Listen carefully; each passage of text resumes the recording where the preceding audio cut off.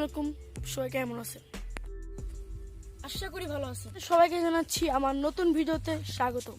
তো আমি এখন প্রতিদিন ভিডিও বানানোর চেষ্টা করব। আমি আমার দেশ বাংলাদেশ, আমাদের দেশের গ্রামকে টিকিয়ে তোলার চেষ্টা করব।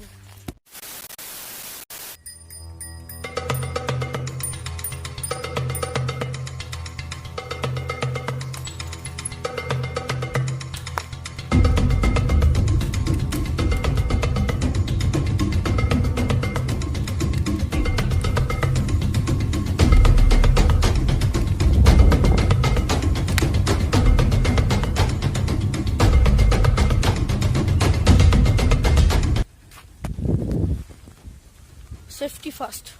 তো এখন আমি দাঁড়া আছি আমাদের বাড়ির সামনে যে রাস্তাটা, ওই রাস্তায় দাঁড়া আছি। দেখি কোথায় কোন জায়গায় যাওয়া যায়।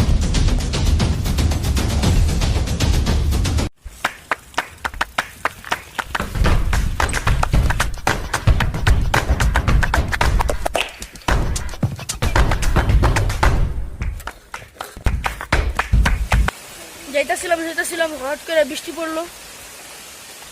কতক্ষণ বসে থাকতে হয় আল্লাহ জানে।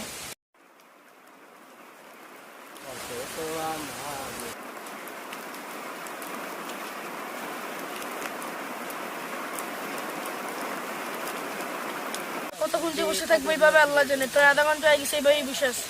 1 ঘন্টা ওয়েট করার পর ফাইনালি বৃষ্টিটা কমলো। এখন যেতে হবে তাড়াতাড়ি বাসায়। আমরা আসছিলাম অন্য জায়গায় যাবো, কিন্তু এখন আর যাওয়া হবে না। অন্যদিন দেখা হচ্ছে, নেক্সট ডে। বাই, তখন পর্যন্ত বাই।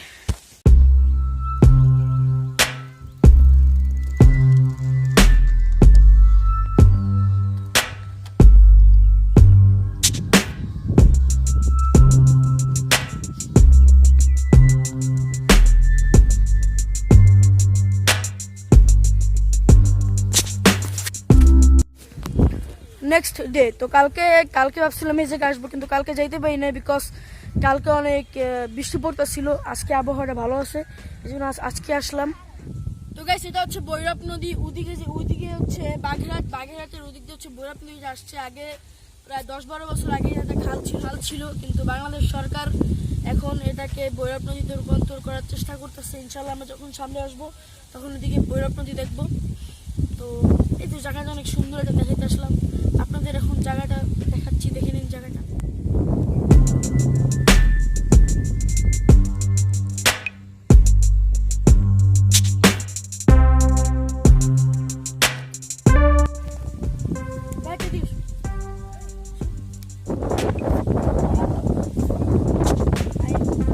আমি যে ভিডিও করতেছিলাম তুমি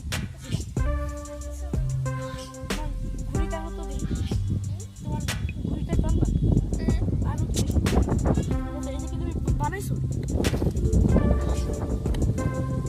তো এই নদীর পাশে হচ্ছে আমার ফুফি বাড়ি। আমি আসলে আসছিলাম ফুফি বাড়ি, কিন্তু ফুফি বাড়ির পাশেই এরকম একটা চর আছে। এই চরটা আপনাদের দেখাতে আসলাম, আর আমার সাথে আছে আমার ভাই।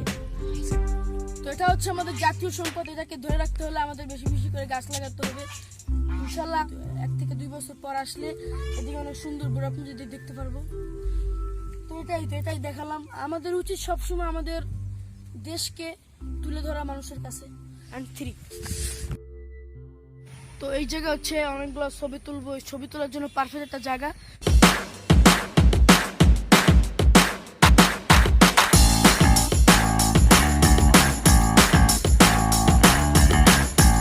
অনেকগুলো ছবি তুললাম। তো এখন যাবো হচ্ছে আমরা বাসায়।